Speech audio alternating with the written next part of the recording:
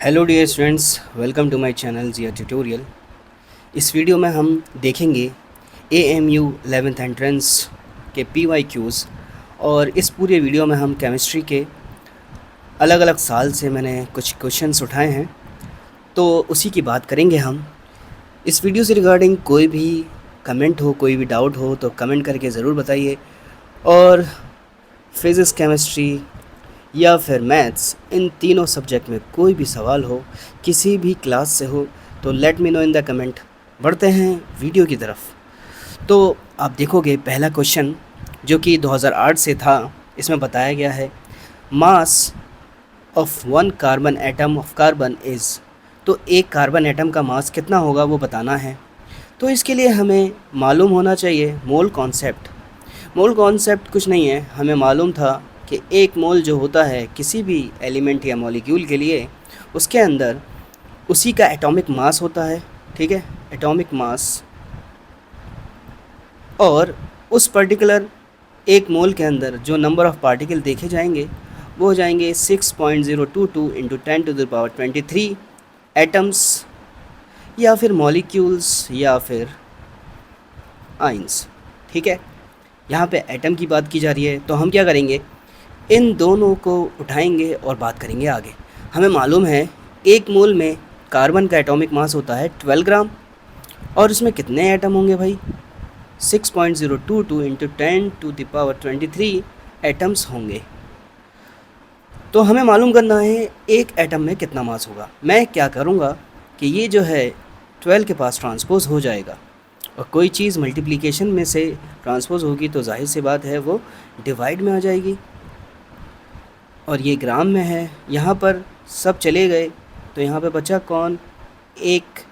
तो इस तरह से हमारा एक जवाब बन गया 1 एटम इक्वल्स 12/6.022 इंटू 10⁻23। तो ऑप्शन ए इसके साथ मैच कर रहा है, जबकि ये ग्राम में होना चाहिए, केजी में दिया हुआ है। ये मिस्टेक हो चुकी है, कोई दिक्कत नहीं है। तो ऑप्शन ए हमारा जवाब है। आगे बढ़ते हैं। तो क्वेश्चन नंबर 2 आप देखोगे, a solution contain 50 gram of common salt in 450 gram of water. The concentration in terms of mass by mass percentage of the solution is. तो मास बाय मास कंसंट्रेशन क्या होगा, हमें मालूम है कि percentage of concentration of solution क्या होता है, इसका फॉर्मूला होता है mass of solute divide by mass of solution, okay, into 100। तो ये भाई फॉर्मूला होता है। तो सॉल्यूट क्या होता है, जो स्मॉल क्वांटिटी में होता है, जिसको घोला जाना चाहिए पानी के अंदर। तो सॉल्यूशन कैसे बनेगा, सॉल्ट प्लस वाटर, इससे हमारा क्या बन जाएगा, सॉल्यूशन बन जाएगा। ठीक है, तो सॉल्ट है हमारे पास 50, वाटर की क्वांटिटी है 450, तो सॉल्यूशन हो गया हमारा 500। तो ये सारी वैल्यू इसके अंदर पुट करेंगे और आगे बढ़ेंगे। तो 50 अपॉन जो कि मास ऑफ सॉल्यूट है, मास ऑफ सॉल्यूशन हमने 500 पता किया, इंटू 100। तो 20 से 20 एंड 5 10 50। तो हमारे पास इसका जवाब आएगा 10%। ऑप्शन ए से मैच कर रहा है। आगे बढ़ते हैं। Question number 3, the formula of unit mass for calcium chloride. अच्छा, फार्मूला नहीं बल्कि फार्मूला, अच्छा फार्मूला यूनिट मास पूछा है, कोई दिक्कत नहीं है। फार्मूला यूनिट मास बेसिकली हम आयनिक कंपाउंड के लिए इस्तेमाल करते हैं, क्योंकि कैल्शियम जो है वो कैटाइन है, क्लोराइड जो है वो एनाइन है, तो इनसे क्या बनेगा, एक आयनिक कंपाउंड तैयार होगा। तो फार्मूला यूनिट मास उसी तरह से कैलकुलेट किया जाता है जैसे हम मॉलिक्यूलर मास निकालते हैं। तो इसका फार्मूला यूनिट मास हो जाएगा कैल्शियम, और क्लोरीन 2 हैं इसके अंदर, तो 2 इंटू क्लोरीन। तो कैल्शियम का मास आपको मालूम है 40 होता है, 2 इंटू क्लोरीन का मास होता है 35.5। ठीक है, तो 40 प्लस 2 इंटू 35.5 71 हो जाएगा। इनको ऐड करेंगे तो 111 यूनिफाइड मास, इसका जवाब हो जाएगा ऑप्शन बी। कुछ नहीं करना था, बस फार्मूला यूनिट मास यानी मॉलिक्यूलर मास जैसे हम निकालते हैं वो वैसे ही कैलकुलेट करना था, है ना। अगला सवाल है हमारा क्वेश्चन नंबर 4। यहाँ पे बताना है number of electrons in the M shell of potassium कितना होगा। हमें मालूम है पोटेशियम जो है उसका एटॉमिक नंबर होता है 19, अब इसका इलेक्ट्रॉनिक कॉन्फ़िगरेशन हम देखेंगे KLMN, ठीक है। इस तरह से अलग अलग शेल्स में अलग अलग इलेक्ट्रॉन होते हैं। तो अकॉर्डिंग टू नील बोर, जिसने फॉर्मूला दिया था भाई, पहले शेल में हमारे 2 इलेक्ट्रॉन होंगे, फिर 8 होंगे, फिर 8 होंगे, और जो बचेंगे वो आउटर मोस्ट में बचेंगे। तो भाई यहाँ तक कितने हो गए, 2 + 8 10, 10 + 8 18, और बचा कितना 1, तो ये टोटल हो गया 19। तो आपने देखा कि इस तरह से हमने इलेक्ट्रॉनिक कॉन्फ़िगरेशन कर दिया पोटेशियम के लिए। हमें बताना है एम शेल में कितने इलेक्ट्रॉन हैं, है ना। तो कितने इलेक्ट्रॉन है भाई, 8 इलेक्ट्रॉन है। ऑप्शन सी हमारा इसका जवाब होगा। क्वेश्चन नंबर 5 है, while the extraction of metals from ores the process of calcination is involved in। तो कैल्सिनेशन का प्रोसेस बेसिकली हम कार्बोनेट ओर को से मेटल को निकालने के लिए, एक्सट्रैक्ट करने के लिए किया जाता है। तो कैल्सिनेशन में हम देखते हैं सिर्फ और सिर्फ मेटल्स जो कि मीडियम रिएक्टिविटी से बिलोंग करते हैं। तो इसका जवाब होगा ऑप्शन सी। क्वेश्चन नंबर 6 आप देखोगे, when the manganese dioxide is heated with aluminium powder which one of the following reactions takes place. तो मैग्नीशियम डाइऑक्साइड जब एल्यूमिनियम पाउडर के साथ आएगा तो क्या होगा, बहुत ज़्यादा इसका जो नेचर होगा वो एक्सोथर्मिक होगा, हीट प्रोड्यूस होगी। तो यहाँ पे हमें दिख रहा है कि 3 केसेस में हीट प्रोड्यूस हो रही है। तो उसके साथ ही साथ इसमें मैग्नीज डाइऑक्साइड से जब एल्यूमिनियम के साथ आएगी चीज़, तो यहाँ पे एल्यूमिनियम ऑक्साइड बनेगा और मैग्नीज क्या हो जाएगा, डिस्प्लेस हो जाएगा। तो क्या बनना चाहिए, Al2O3 बनना चाहिए और मैग्नीज अलग होना चाहिए और हीट इसमें इवोल्यूशन होना चाहिए। तो ये बातें जिसमें हैं वही हमारा जवाब है। तो देखिए इसमें एल्युमिनियम मैग्नीज अलग तो हो नहीं सकते भाई, और यहाँ पे हीट का इवोल्यूशन है नहीं, तो हमारा ऑप्शन ए बिल्कुल सही मैच कर रहा है। तो option A is the answer, ठीक है ना। आगे बढ़ते हैं। क्वेश्चन नंबर 7 है, which of the following reacting with a metal does not produce hydrogen gas. तो आपको याद होना चाहिए कि इकलौता ऐसा मेटल हमने देखा था, एसिड देखा था, जो कि मेटल से रिएक्ट करने के बाद हाइड्रोजन गैस प्रोड्यूस नहीं करता था। तो वो कौन सा है भाई, उसको कहते थे हम नाइट्रिक एसिड, और नाइट्रिक एसिड को हम HNO3 से जानते हैं, ठीक है। यानी ऑप्शन सी ऐसा एसिड है जो मेटल के साथ हाइड्रोजन गैस प्रोड्यूस नहीं करता, वरना सारे के सारे जो एसिड होते हैं वो हाइड्रोजन गैस प्रोड्यूस करते हैं मेटल के साथ रिएक्ट करने से।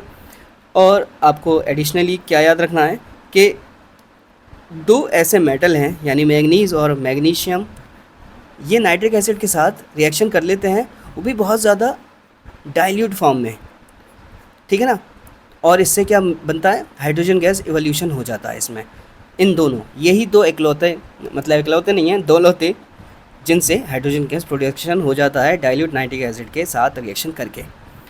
तो बहरहाल हमें बताना था कि कौन सा एसिड है जो रिएक्शन में एसिड मेटल के साथ हाइड्रोजन गैस नहीं इवॉल्व करता, तो वो है नाइट्रिक एसिड यानी HNO3। अगला क्वेश्चन है हमारा, in the given reaction what is the missing particle.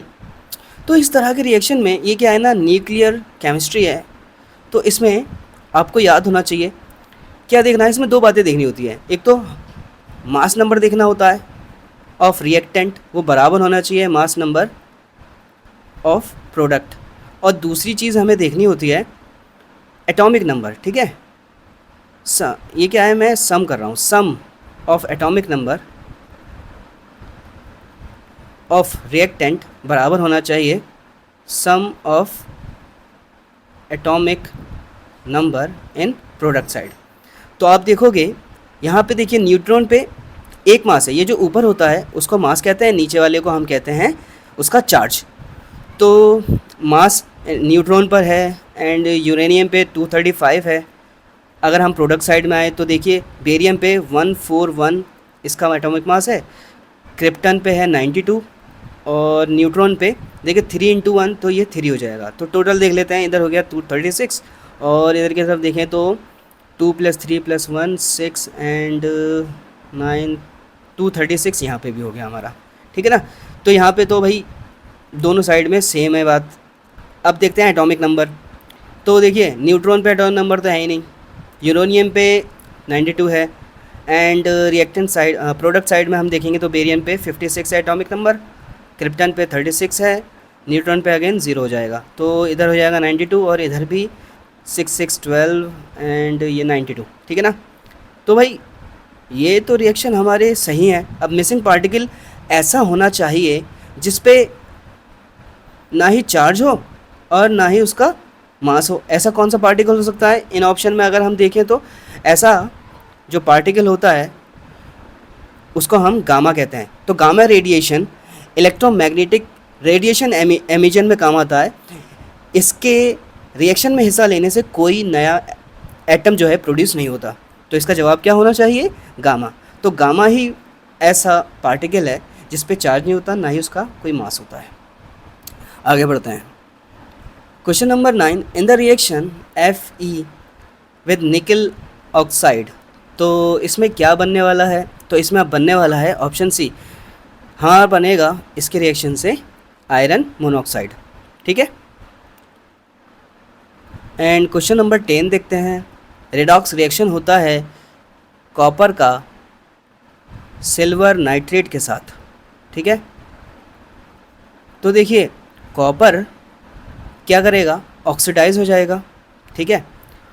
और वैसे भी सिल्वर लेस रिएक्टिव होता है, तो यहाँ पे बनना चाहिए कॉपर नाइट्रेट, ठीक है। कॉपर पे 2 वैलेंसी होती है, तो ये हो जाएगा कॉपर नाइट्रेट और सिल्वर हमारा बेचारा अलग हो जाएगा। तो इसको बैलेंस कर लेंगे तो यहाँ पे 2 आ जाएगा, बाकी सब बैलेंस है ऑलरेडी, ठीक है ना। तो यहाँ पर हमारा क्या बना? गिव राइज टू क्या? सिल्वर, ठीक है। तो यहाँ पे हमारा सिल्वर मिल रहा है, ऑप्शन बी। तो रिडॉक्स रिएक्शन कैसे क्यों कह रहे हैं हम? क्योंकि कॉपर हमारा ऑक्सीडाइज हुआ और ये रिड्यूस हो गया।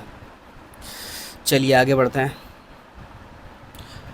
What is the structural formula of acetic acid, ठीक है। एसिटिक एसिड का दूसरा नाम भी याद होना चाहिए, इसको कहते हैं इथेनॉइक एसिड, ठीक है। तो इथेनॉइक एसिड की पहचान होती है कि वो कार्बन के साथ डबल बॉन्ड में ऑक्सीजन को रखता है और सिंगल बॉन्ड में OH को रखता है। तो ऐसा देख लें किसके साथ है। यहाँ पे ऑक्सीजन डबल बॉन्ड में नहीं है, तो ये भी नहीं हो सकता। यहाँ देखिए दोनों ही गलत हो गया, क्योंकि दोनों ही डबल बॉन्ड में है, तो ऐसा पॉसिबल नहीं है। यहाँ हो सकता है, ठीक है। और इथेनॉइक एसिड है। इथेनॉइक एसिड आपको याद होना चाहिए कैसे बनता है। इथेन प्लस क्या कहते हैं उसको? कार्बोजाइलिक एसिड, कार्बोजाइलिक एसिड, ठीक है। और इथेन में 2 कार्बन होते हैं, तो क्या होता है यहाँ पे एक कार्बन के साथ ये आ जाता है और बाकी इधर आ जाता है। तो इस कार्बन के भी 4 बॉन्ड पूरे हो गए और इस कार्बन पर भी 4 बॉन्ड पूरे हो गए। तो ऐसी कंडीशन जहाँ पे मैच कर रही होगी वही इसका जवाब है। तो देखिए ऑप्शन ए बिल्कुल सरासर इसके साथ मैच कर रहा है। और यहाँ पे क्या है? कार्बन कार्बन के बीच में डबल बॉन्ड आ रहा है, जबकि इथेनॉइक एसिड में सिंगल बॉन्ड आना चाहिए। तो बाकी के सारे ऑप्शन गलत और एक ऑप्शन सही, यानी ऑप्शन ए। क्वेश्चन नंबर 12 देखते हैं। What is the chemical formula of ammonium carbonate, ठीक है ना। तो देखिए अमोनियम जो होता है NH4 होता है और कार्बोनेट को हम CO3 कहते हैं। इसकी वैलेंसी होती है 2 और अमोनिया की वैलेंसी होती है 1। क्रॉस मल्टीप्लाई करेंगे तो इसका फार्मूला क्या तैयार हो जाएगा? देखिए इसकी क्रॉस में 2 है, तो 2 यहाँ पे आना चाहिए, कार्बोनेट इस तरह से। तो यानी फार्मूला हमारा बी जो है, ऑप्शन बी, वो इसके साथ मैच कर रहा है, तो भी बिल्कुल सही हो जाएगा, ठीक है ना। तो क्वेश्चन नंबर 12 का ऑप्शन बी हमारा जवाब हो जाएगा भाई। क्वेश्चन नंबर 13 आप देखोगे, मोलर मास ऑफ C2H6O2। तो भाई मोलर मास बहुत आसान सी चीज़ है। मोलर मास क्या है? जो हम मॉलिक्यूलर मास निकालते हैं उसको हम यूनिफाइड से ग्राम में चेंज कर देते हैं। तो बहरहाल यहाँ पे नंबर दिए हुए हैं। तो C2 का मतलब है C2H6O2। तो 2 कार्बन है, 6 हाइड्रोजन है, 2 ऑक्सीजन है, ठीक है ना। तो कार्बन का एटॉमिक वेट होता है 12, हाइड्रोजन का होता है 1, ऑक्सीजन का होता है 16, ठीक है ना। तो 24, 6 एंड 32, तो ये हो जाएगा 62, ठीक है ना। तो ऑप्शन बी हमारा आ गया D, option D is the answer. और ये मोलर मास जो होता है ना ग्राम में होता है, जबकि मॉलिक्यूलर वेट यूनिफाइड मास। क्वेश्चन नंबर 14 देखते हैं, which gas is emitted when tartaric acid is heated with sodium bicarbonate. तो ये तो याद होना चाहिए भाई, सोडियम बाइकार्बोनेट के साथ जब भी टार्टेरिक रिएक्ट करता है तो कार्बन डाइऑक्साइड रिलीज होती है। क्वेश्चन नंबर 15 देखते हैं, ये वैसे ही है जैसा अभी पहले हमने किया था, ठीक है ना। तो इसमें क्या देखना है, वही देखना है कि टोटल मास देखो। पहले देखो इधर हाइड्रोजन का मास कितना है 3, फिर दोबारा हाइड्रोजन 2, और इधर हीलियम है, हीलियम का मास है 4, और इधर एक्स आ गया, ठीक है ना। तो इधर 5 है, तो इधर कितना होना चाहिए, एक्स का मास के 5 हो जाए तो 1 होना चाहिए। अगर हम ये तो हमने मास नंबर में कैलकुलेशन कर लिया, अब एटॉमिक नंबर में देखते हैं। एटॉमिक नंबर भी बराबर होना चाहिए। तो कितना है, देखिए यहाँ पर हाइड्रोजन का एटॉमिक नंबर है यहाँ पे 1, फिर दोबारा 1, हीलियम का है 2 प्लस एक्स आ गया, तो यहाँ पे हो गए 2, यहाँ पे ऑलरेडी 2 है, मतलब इस एक्स का चार्ज यानी एटॉमिक नंबर 0 होना चाहिए। तो ये ना कुछ इस तरह से होगा, ये आ गया हमारा चार्ज जो कि 0 है, और मास नंबर देखो कितना आया 1। तो इसके जैसा कौन है जो इसकी बातें करता है, यानी हमारा ऑप्शन सी। ऑप्शन सी जो है ना, न्यूट्रॉन ही ऐसा है जिस पे एक मास नंबर होता है और उस पर चार्ज 0 का होता है। ऑप्शन सी इससे मैच कर रहा है, तो ये है इसका आंसर होगा, ठीक है ना। चलिए आगे बढ़ते हैं। Question number 16, which of the following compound is not tetrahedral geometry. Tetrahedral geometry basically क्या होता है, जिसमें हमारा कार्बन के साथ चारों बॉन्ड कंप्लीट होते हैं। जैसे पहला वाला टेट्राक्लोराइड है, तो इसमें CCl4 है, तो क्लोरीन 4 हैं, तो देखो इसके चारों हाथ जो है मिले हुए हैं, तो ये टेट्राहेड्रल ज्योमेट्री बना रहा है। C2H4 देखते हैं, तो C2H4 पहले तो हमें देखना पड़ेगा, कार्बन कंपाउंड है ये पूरी तरीके से, और कार्बन कंपाउंड में मीथेन सॉरी अगर ये 2 कार्बन एटम के साथ है तो इत करके इसकी आवाज़ आनी चाहिए। तो ईथेन में भी हम देखते हैं कि एल्केन होता है, एल्कीन होता है और एल्काइन होता है, ठीक है ना। तो इसका फॉर्मूला होता है C2H2 + 2, और एल्कीन का फॉर्मूला होता है C2H2n, एल्काइन का फॉर्मूला होता है C2H2n - 2। तो देखते हैं ये किससे मैच कर रहा है। तो देखिए यहाँ पे सीधे सीधे डबल हो रहा है, तो मतलब डबल बॉन्ड यहाँ पे आएगा कार्बन के बीच में, तो 2 हाइड्रोजन इधर 2 हाइड्रोजन इधर, तो इसका स्ट्रक्चर कुछ इस तरह से बन रहा है। तो ये तो भाई टेट्राहेड्रल ज्योमेट्री फॉलो नहीं कर रहा। अगर हम CH2Cl को देखेंगे तो देखिए कार्बन पे 2 हाइड्रोजन है और 2 क्लोरीन है, तो क्यों ना हम ऐसे क्लोरीन लगा दें और इस तरह से हाइड्रोजन लगा दें, तो ये तो टेट्राहेड्रल ज्योमेट्री बन रही है। ऑप्शन डी CH4 है, तो ये कुछ इस तरह से बन जाएगा। तो कौन फॉलो नहीं कर रहा है, टेट्राहेड्रल ज्योमेट्री ये भी फॉलो कर रहा है, ये भी फॉलो कर रहा है, हमारा ये फॉलो नहीं कर रहा, तो ऑप्शन बी इसका जवाब होगा, ठीक है ना। Which of the following compound is not tetrahedral geometry. तो चलिए आगे बढ़ते हैं। क्वेश्चन नंबर 17 है, which of the following is acetone. तो एसीटोन को हम क्या कहते हैं, एसीटोन को हम प्रोपेनन कहते हैं, प्रोपेनन। और नन आवाज़ जब भी आएगी तो समझ जाना कि वो कीटोन का फंक्शनल ग्रुप है। और कीटोन की बात की जाती है तो कार्बन ये कीटोन हमेशा बीच में आता है, वो भी डबल बॉन्ड O के साथ, इस तरह से। ये इसका शक्ल है, तो देखो इसकी शक्ल कहाँ कहाँ पे आ रही है, यहाँ पे आ रही है, और ये तो हो ही नहीं सकता। और मैंने कहा कि बीच में आना चाहिए, देखो ये वाली शक्ल जो है ना एल्डिहाइड की है, तो ये कीटोन नहीं हो सकता। ये हो सकता है और इसमें भी से भी हो सकता है। तो इसका अगर मैं देखूं, ये तो लास्ट में आ रहा है, मतलब ये इसी को फॉलो कर रहा है, ठीक है ना। ये दोनों भाई बहन हैं, तो ये भी नहीं हो सकता, ऑप्शन सी भी नहीं, डी भी नहीं, ये ऑप्शन हो सकता है। और प्रोपेनन मैंने कहा तो कार्बन 3 होने चाहिए, तो 1 2 3, और यहाँ पे कितने हैं 2, ये नहीं होगा, 1 2 3 ये हो सकता था, मगर यहाँ पे एल्डिहाइड आ गया, तो ये जो है ना प्रोपेनल है। और यहाँ पे OH बीच में आता नहीं है, वो लास्ट में आता है, तो ये हो गया हमारा ऑप्शन ए, ठीक है ना। इसको हम प्रोपेनन कहेंगे। और प्रोपेनन को CH3COCH3, इसको हम प्रोपेनन को डाई मिथाइल कीटोन भी कहते हैं, ठीक है ना, क्योंकि कीटोन बीच में आ गया। और डाई मिथाइल क्यों कह रहे हैं, इधर से भी मिथाइल ग्रुप है, इधर से भी मिथाइल ग्रुप है, CH3 को मिथाइल कहते हैं ना। बहरहाल option A is the answer. What is the mass of 3.011 into 10⁻23 molecules of nitrogen gas. तो हमें जो है मास पता करना है, तो आपको याद रखना होगा फॉर्मूला जो कि होता है नंबर ऑफ मोल निकालने का। ये होता है given mass upon molar mass, ठीक है ना, और दोबारा ये बराबर होता है given number of particle divide by Avogadro constant. तो अगर मैं इन दोनों को कंपेयर कर लूँ तो गिवन मास निकाला जा सकता है। नाइट्रोजन गैस है मतलब N2, और इसका एटॉमिक मास होता है 14, तो 2 × 14 यानी 28 ग्राम इसका मोलिकुलर मास हो जाएगा। तो given mass upon molar mass हमने 28 निकाल लिया, ठीक है ना। And given number of particle देखिए दिया हुआ है, तो लिख देते हैं यहाँ पर 3.011 इंटू 10⁻23। एवोगैड्रो कांस्टेंट होता है क्या, 6.022 इंटू 10⁻23। तो देखिए ये दोनों कैंसिल आउट होंगे, और ये तो जस्ट इसके डबल है, तो इसको इससे डबल कर दें तो क्या बचेगा, m/28 = 1/2।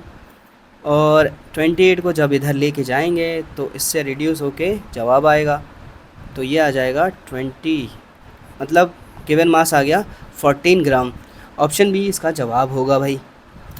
तो चलिए आगे बढ़ते हैं बिना देरी किए। क्वेश्चन नंबर 19 है, number of covalent bond in propane. अच्छा, तो प्रोपेन है, इसमें कोवैलेंट बॉन्ड पता करना है। प्रोपेन है तो भाई सिंगल बॉन्ड है सारा, क्योंकि प्रोप प्लस एल्केन, एन करके जो आवाज़ आती है ना वो सिंगल बॉन्ड वाली होती है। तो देखिए C3H8 है, तो मतलब 3 कार्बन हैं और बाकी के 8 हाइड्रोजन है, तो इस तरह से ये कनेक्ट होंगे। और कोवैलेंट बॉन्ड क्या होता है भाई, जो शेयरिंग में बनते हैं, इलेक्ट्रॉन शेयर करके जो बॉन्ड बनते हैं। तो देखो कितने कोवैलेंट बॉन्ड है, 1 2 3 4 5 6 7 8 9 और ये 10। तो इसका जवाब हो जाएगा भाई 10, ठीक है ना। क्वेश्चन नंबर 19 का जवाब, कोवैलेंट बॉन्ड इसके अंदर आकर 10। आगे बढ़ते हैं। क्वेश्चन नंबर 20 देखोगे, the metallic properties of elements in modern periodic table. तो मॉडर्न पीरियोडिक टेबल के अंदर आप देखोगे इस तरह से पीरियोडिक टेबल होती है, यहाँ से hydrogen, lithium and so on, इस तरह से यहाँ पे हीलियम आ जाता है, फिर नियॉन आ जाता है, फिर आर्गन आ जाता है एंड सो ऑन। और ये पीरियड मतलब इस तरह से हम चलते हैं ना हॉरिजॉन्टली, तो ये पीरियड होते हैं। और ये इस तरह से अगर हम देखेंगे तो ये ग्रुप होता है इस तरह से हमारा वर्टिकली। तो इसमें होता क्या है, जब हम लेफ़्ट से राइट की तरफ मूव करते हैं तो इधर सब मेटल होते हैं, इधर नॉन मेटल होते हैं। तो क्या होता है, जो मेटेलिक प्रॉपर्टी होती है ना वो डिक्रीज़ करने लगती है जब हम लेफ़्ट से राइट की तरफ जाते हैं अलॉन्ग द पीरियड। तो ये कह रहे हैं increase metallic properties increase in the period from left to right. तो ये तो हो नहीं सकता, क्योंकि इधर तो सब नॉन मेटल आ रहे हैं, तो नॉन मेटेलिक प्रॉपर्टी इंक्रीज़ कर सकती है, ना कि metallic. Increase in a group from top to bottom, तो ये वाली बात सही कह रहे हैं, क्योंकि देखिए इधर जो है हाइड्रोजन है, फिर लिथियम आया, फिर क्योंकि जो मेटेलिक कैरेक्टर होता है ना वो इंक्रीज़ करने लगता है, मतलब जो जितने ज़्यादा नीचे आता है मेटल वो उतना ही ज़्यादा रिएक्टिव होता है। समझ में आ रही है बात। तो ऑप्शन बी जवाब सही है। एंड ऑप्शन सी भी देख लेते हैं, बोथ द स्टेटमेंट, तो भैया दो तो सही नहीं है, तो ऑप्शन बी इसका जवाब है, ठीक है ना। अगला क्वेश्चन है, the position of an element in a periodic table indicates. तो भाई हमें पोजीशन जो एलिमेंट की होती है पीरियोडिक टेबल के अंदर वो क्या इंडिकेट करता है, केमिकल रिएक्टिविटी, सही बात है। Number of electron in the outermost shell, हाँ ग्रुप नंबर से हमें क्या पता चल जाता है, आउटर मोस्ट शेल में कितने इलेक्ट्रॉन है वो पता चल जाता है, सही बात है। एटॉमिक नंबर भी पता चलता है हमें, ठीक है ना। तो सारी बातें सही हैं, तो ऑप्शन डी इसका जवाब होना चाहिए। लास्ट सवाल है ये हमारा, question number 22, silicon is surrounded by the element of atomic number 6, 13, 15, 32 in the periodic table. तो देखो इसको अरेंज कैसे करेंगे। तो सिलिकॉन जो है ना 6, 13, 15 इनसे ना घिरा हुआ है। तो भाई जो सबसे छोटा है वो ऊपर ही आएगा और इस तरीके से इंक्रीज़ करता हुआ जाता है ना एटॉमिक नंबर। और यहाँ पे आ जाएगा 13, यहाँ पे आएगा 15 और 32 नीचे आ जाएगा। हमें मालूम है, क्या मालूम होना चाहिए कि ग्रुप में जो होता है, ग्रुप में जितने भी एलिमेंट आते हैं, है ना, जैसे 6 सिलिकॉन और 32 ये एक ही ग्रुप में आ रहा है और ग्रुप में जो भी एलिमेंट आते हैं उनकी केमिकल प्रॉपर्टी जो होती है वो सेम होती है, ठीक है ना। तो यहाँ पे हम कहेंगे 6 and 32 will be similar to silicon. बाकी के ऑप्शन इससे मैच नहीं कर रहे, ठीक है ना। तो ये हमने देखा 6 और 32 सिलिकॉन के साथ आ रहे हैं, तो ऑप्शन ए सीधे सीधे इसका जवाब हो जाएगा। क्योंकि हमें मालूम होना चाहिए ग्रुप में जितने भी एलिमेंट आते हैं सबकी केमिकल प्रॉपर्टी सेम होती है, सबके वैलेंस इलेक्ट्रॉन सेम होते हैं, वैलेंसी सेम होती हैं, सही बात है। और पीरियड में क्या होता है, जो नंबर ऑफ़ शेल्स होते हैं वो सेम होते हैं। तो पीरियड की तो बात की नहीं गई है, हमें तो ये बताना था भाई किसकी तरह ये सिमिलर हो सकता है। तो सिमिलर होने के लिए हमारा ग्रुप आना चाहिए। तो 6 और 32 सिलिकॉन के ग्रुप में आ रहे हैं, तो इसका जवाब सीधा सीधा ये बनता है। तो इससे रिगार्डिंग और भी कोई सवाल हो तो let me know in the comment. मिलते हैं अगली वीडियो को लेकर, उसमें मैथ्स की बात करेंगे, मैथ्स के PYQs को सॉल्व करेंगे, ठीक है ना। तब तक वेट मत कीजिए, तैयारी करते रहिए और मैं उम्मीद करता हूँ आपकी तैयारी बहुत शानदार तरीके से चल रही होगी। तो बनी रहिए मेरे चैनल के साथ and subscribe to my channel. Thanks for watching my videos.